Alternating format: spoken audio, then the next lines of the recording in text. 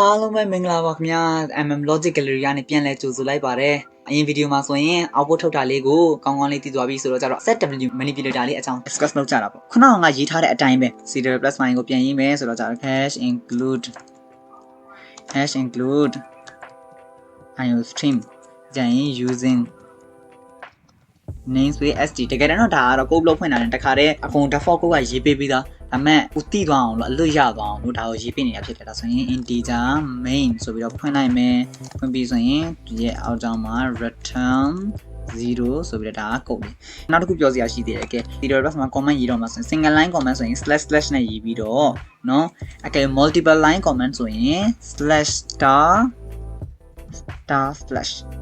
နော်အဲ့ slash star နဲ့ slash ရဲ့ကြားထဲမှာကိုရေးချင်တဲ့ comment ကိုဘယ်လိုပဲရေးရင် multiple line ကြိုက်တယ်လို့ရေးလို့ရတယ်နော်အကယ်၍ slash နဲ့ဆိုရင်ကျတော့ comment ကို slash ဆိုရင် comment ကိုကြိုက်တဲ့လောက်ရေးပြီးရင်အောက်ကြောင်းဆင်းပြီးရင်သူက comment မဟုတ်တော့ပါဘူးသူက main code ဖြစ်သွားတယ်ဒါပေမဲ့ slash star slash ဆိုရင်တော့အဲ့ဒီကြားထဲမှာ multiple line comment ကိုရေးလို့ရမှာဖြစ်တယ်ဒါဆိုရင်ကျွန်တော်လိုချင်တာဒီလိုလေး output ထုတ်ချင်တယ်ဒီလို output ထုတ်ချင်တယ်ဆိုရင် Setw manipulator ကိုသုံးလို့ရတယ်မသုံးချင်ဘူးဆိုရင်လည်းကျွန်တော်တို့ကဘယ်လိုရေးလဲရတယ်ဆိုတော့ကြတော့ cout output ထုတ်မယ်ဘယ်လို output ဘာကို output ထုတ်မလဲဆိုတော့ကြတော့2ကို output ထုတ်မယ်ဟုတ်လားဒါဆိုရင်အရင်ဆုံးเนาะ2လို့ရေးအားမလဲ space ချမယ် space အဲ့ဒါပြီးရင်5ကို output ထုတ်မယ်အဲ့ဒါပြီးရင်တကြောင် cndl ပြီးကြရင်ဘာထုတ်မလဲဆိုတော့3ကို output ထုတ်မယ်ပြီးကြရင်ပြန်ပြီးတော့ tab 2ချိန်ခုံ1နဲ့2ချိန်ခုံပြီးပြီဆိုရင်ဒီမှာလည်း tab 2ချိန်ခုံဒီမှာလည်း tab 2ချိန်ခုံပြီး6လို့ထုတ်ပြီးဆိုရင်ပြန်ပြီးတော့ endl 33 tab ပြီးကြရင်33ပြီးရင်5ကိုထုတ်မယ်5ပြီးရင်အောက်ကြောင်းဆင်းမှာမလားအောက်ကြောင်းဆင်းမယ် endl မသုံးချင်ဘူးဆိုရင် backslashနော်အဲ့ဒီ backslash and လေးကိုအသုံးပြုခြင်းအဖြစ်ဘာဖြစ်လဲဆိုတော့ကျတော့အောက်ကြောင်းဆင်းသွားတယ် endl နဲ့သုံးစရာမလိုဘူးအဲ့ဒါပြီးပြီဆိုရင် backslash and ပြီးကြရင်ပြန်ပြီးတော့33အဲ့ဒါပြီးရင် tab ပြီးကြရင်ပြန်6နော်အဲ့လိုလေးလုပ်ပြီးဆိုရင်ဘာဖြစ်သွားမလဲဆိုတော့ဒါ statement တစ်ခုဖြစ်တဲ့အတွက်ကြောင့်မလို့ဒီမှာ semicolon ကိုပို့မမေ့ရအောင်အောက်ကိုထုတ်လိုက်ပြီဆိုရင်ကဲဒီလိုလေးထပ်သွားကိုလိုချင်တဲ့ပုံစံအတိုင်းပဲထွက်သွားတယ်။ဒါပေမဲ့ဒါကုန်းမှာ Setw ပုံစံနဲ့ရေးရမယ်။ဘာလို့လဲဆိုတော့ဥပမာဆိုပါစို့ဒီ33နေရာမှာလာပြီးတော့ my name is Motiha ဆိုပြီးတော့ရေးလိုက်ပြီ။အဲ့လိုရေးပြီးဆိုတော့ကဲ run လိုက်မယ်ဆိုရင် तू ကမညီတော့ဘူးဒီနားလေးမှာSetw ကိုသုံးလိုက်တယ်ဆိုရင်အဲ့ဒီ problem လေးတွေကိုဖြေရှင်းနိုင်မှာဖြစ်တယ်။ကဲ Setw manipulator ကိုသုံးလို့မယ်ဆိုရင်အရင်ဆုံးသူနဲ့သက်ဆိုင်တဲ့ header file ကိုအရင်ဆုံးကြီးညာရအောင်ပေါ့။ခဏက output ထုတ်တာလေးအတွက် iostream ကိုသုံးခဲ့တယ်လို့မျိုး Setw manipulator ကိုသုံးတော့မယ်ဆိုရင် #include header file လေးကိုကြီးညာမယ်။ဘာ header file လဲဆိုတော့iomanip ဒါဆိုရင်ဒီ header file လေးကိုသုံးလိုက်ရင် Setw ကိုအသုံးပြုနိုင်မှာဖြစ်တယ်ပေါ့။ဒါဆိုရင်ကဲဒါဆိုရင် Setw ကိုသုံးမယ်ဆိုရင် Setw manipulator နာမည်ကဘာလဲ Setw ဒါဆိုရင် Setw width ကို set လုပ်တာသူကဘယ်လောက်နေရာယူမလဲပေါ့ဒါဆိုရင်ကဲဆိုပါစို့ကျွန်တော်တို့နေရာယူလိုက်မယ်10နေရာစာလောက်เนาะ Setw 10နေရာစာလောက်10နေရာစာလောက်နေရာယူပြီးတော့ဘာကို output ထုတ်မှာလဲအရင်ဆုံး2ကို output ထုတ်မယ်ဒါဆိုရင် Setw ဆိုပြီးတော့ကြာတော့မှာ2ကို output ထုတ်2ကို output ထုတ်ပြီးပြီဆိုရင်ဘာကို output ထုတ်မလဲဆိုတော့ကြာတော့ Setw ဘယ်နှနေရာစာယူထားလဲဆိုတော့10နေရာစာပဲယူပြီးတော့5ကိုပြန် output ထုတ် Setw 10နေရာစာပဲယူပြီးတော့5ကို output ထုတ်နော်အဲ့လိုလုပ်လိုက်ပြီဆိုရင်ကြာတော့ तू ကဘာပေါ်လာမလဲဆိုတော့ကြာခင်ပြမယ်နော်သူရဲ့ကိုလေးကိုပြမယ်ဆိုတော့ဆိုရင်ဒါတူပုံဒီလိုပုံစံလေးပေါ်လာတယ်။ဒါဆိုတော့ Setw 10လို့ဘာဆိုလို့ချင်တာလဲဆိုတော့ကြတော့ဒီအကျဲ10နေရာစာယူပြီးတော့မှ2ကို output ထုတ်တာတယ်။ by default အနေနဲ့ तू ကညာဘက်မှာကတ်တာပေါ့ဒီမှာကြည့်မယ်ဆိုရင်by default အနေနဲ့ तू က10နေရာစာယူပြီးတော့2ကိုနောက်ဆုံးနေရာမှာ output ထုတ်တာတယ်။နော် output ထုတ်တာဖြစ်တဲ့အတွက်ကြောင့်ကဲဆိုပါစို့ကျွန်တော်အောက်ဆင်းမယ်ဒါလေးကို control C control V တော့ control C enter control Vလိုလေးဖြစ်သွားပြီဆိုတော့ကြတော့ဒါလေးကို output ထုတ်ကြည့်ကဲဒါလေးကို output ထုတ်ကြည့်မယ်ဆိုတော့ sorry တကြောင်ဆင်းရအောင်မယ် \n နော်တကြောင်ဆင်းမယ် \n ဒီမှာလည်းတကြောင်ဆင်းမယ် \n နော်ကဲဒါလေးကိုoutput ထုတ်ကြည့်မယ်ဆိုရင်သူပေါ်တဲ့ပုံစံကဒီလိုပုံစံလေးအဲဆိုတော့ဒီလိုပုံစံလေးပေါ်နေတာဖြစ်တဲ့အတွက်ကြောင့်မလို့ကဲရေးကြည့်မယ်နော်2ဆိုတဲ့နေရာလေးမှာရေးကြည့်မယ်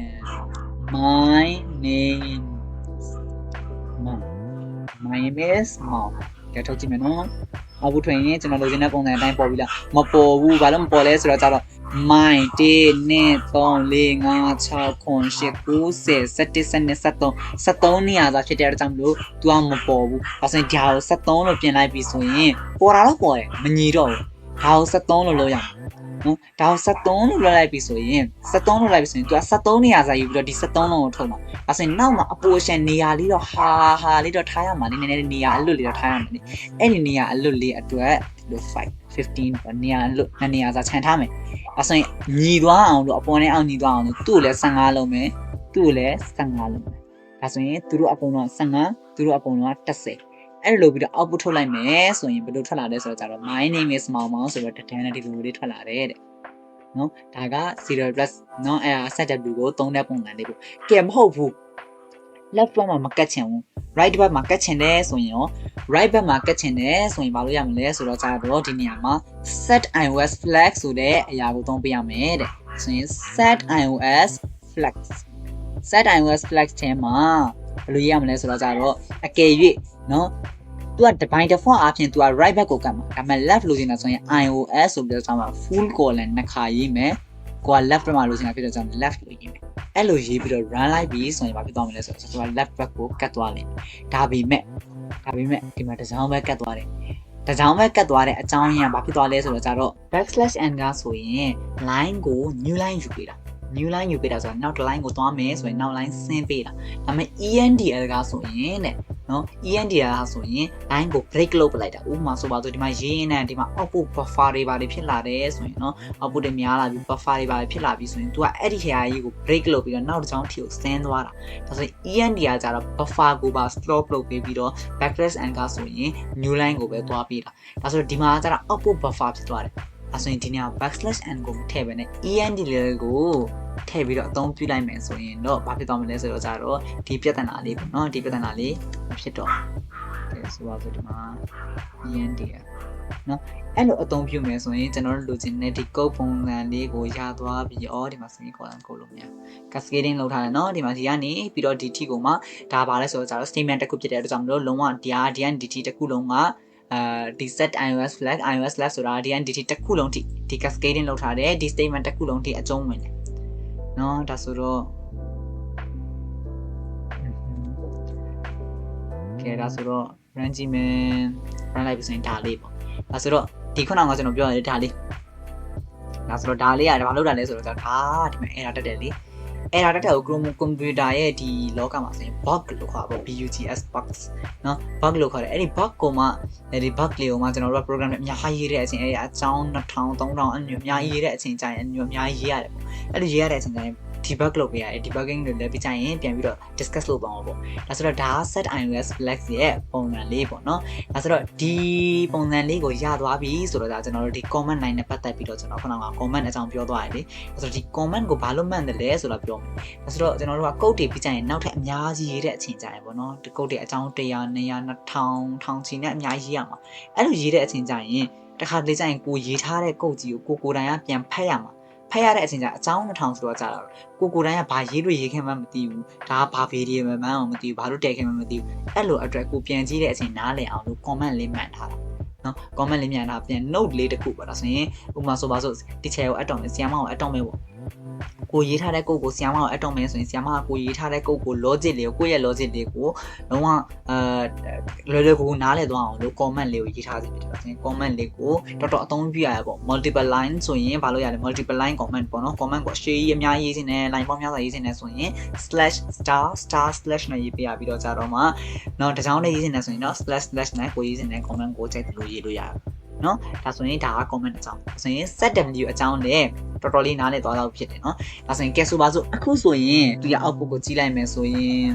ကဲ bug ပြောလာပေါ်လာပြီးဘာ bug လဲဒီမှာနော် semicolon လေး bug error လို့လည်းခေါ်တယ် bug လို့လည်းခေါ်တယ်နော်ကဲဆိုပါစို့ဒါ run လိုက်မယ်ဆိုရင်ဒီကြားထဲမှာလစ်နေတဲ့နေရာမှာဥပမာဆိုတော့ဒီမှာ तू က15နေရာယူထားတယ်15နေရာမှာပထမတစ်နေရာကိုကျတော့1လို့ထုတ်ပြီးတော့ကျန်တဲ့14နေရာကိုကျတော့ तू က space ထုတ်ထားတယ်ကိုက space မထုတ်ချင်ဘူးတခြားဟာထုတ်ချင်တယ်ဆိုရင်ဘာသုံးရလဲဆိုတော့ set fill ဆိုတဲ့ function လေးကိုသုံးရတယ် set fill အဲဆိုရင် set fill ဆိုပြီးသုံးပြီးတော့ကျတော့မှဘာလုပ်ပြရလဲဆိုတော့ကျတော့ set fill ဆိုပြီးတော့ကျတော့မှကိုထုတ်ချင်တဲ့အရာလေးနော် set fill ဆိုပြီးတော့ကျတော့မှကိုထုတ်ချင်တဲ့ဥပမာဆိုတော့ star လေးထုတ်ချင်တယ်နော် set fill star လို့လုပ်ပြီးဆိုရင် run ကြည့်မယ်ဆိုရင်သူဟာအဖြေက run လိုက်ဒီပုံစံနဲ့ထွက်လာတယ်ဒါဆိုရင်အရင်ဆုံးသူကဘာလုပ်လဲဆိုတော့ကြတော့နော်သူက2ဆိုပြီး output ထုတ်တယ်ကျန်တဲ့ပိုတဲ့နေရာ14နေရာမှာသူက star ကိုထုတ်လိုက်တယ်ပြီးကြရင်5ဆိုပြီး output ထုတ်တယ်ကျန်တဲ့နေရာ9နေရာမှာဒီမှာ setw 10လို့ယူထားမလား5အတွက်ဒါဆိုရင်5အတွက်10လို့ယူထားဖြစ်တဲ့အတွက်ကြောင့်မလို့တနေရာမှာ5လို့သွင်းမယ်ကျန်တဲ့နေရာမှာကြတော့ပိုတဲ့နေရာမှာ star ကို fill လုပ်သွားတယ် set fill နော် fill လုပ်တာပို့လိုချင်တဲ့အရာကို fill လုပ်တာဒါကကြတော့ setw ရဲ့ basic လေးပေါ့နော်ဒါ setw လေးရသွားပြီဆိုတော့ကြတော့နော်ဒါလေးအင်စာလေးဒါလေးကအင်စာလေးဆိုတော့ assignment လေးပေါ့ကိုယ်တိုင်လုပ်လို့ရပါဒီဟာလေးကိုကိုယ်တိုင်လုပ်ပြီးဆိုရင်တော့ setw ကကိုယ်တိုင်လုံးဝကျွမ်းသွားပြီ set fill ဆိုတာလည်းလုံးဝကျွမ်းသွားပြီဆိုတာကိုလုံးဝဟိုကသတ်မှတ်လိုက်လို့ရပြီဒါရင်နောက်ဆက်တွဲဗီဒီယိုမှာဆိုရင်တော့ data types and variables variable တွေဘယ်လိုတရားမလဲ data type ဆိုတာဘာလဲပြန်သူတို့ရဲ့ concept တွေ constant တွေအကြောင်းကိုလည်းသူဟာနဲ့သူ discuss လုပ်သွားမှာဖြစ်တယ်ဒီ playlist နဲ့ပတ်သက်ပြီးတော့သိစရာမေးမြန်းစရာလေးရှိရင် comment box မှာလာပြီးတော့မေးမြန်းနိုင်ပါတယ် Setw နဲ့ပတ်သက်ပြီးတော့ exciting topics လေးတွေ logic လေးတွေကိုနောက်ထပ်လာမယ့်ဗီဒီယိုတွေမှာလည်းဆက်လက်ပြီးတော့ discuss လုပ်သွားမှာဖြစ်တဲ့အတွက်စင်စမ်းမပြတ်ကြည့်ရှုပေးဖို့အတွက်အားလုံးကိုတိုက်တွန်းချင်ပါတယ်အားလုံးပဲကျေးဇူးတင်ပါတယ်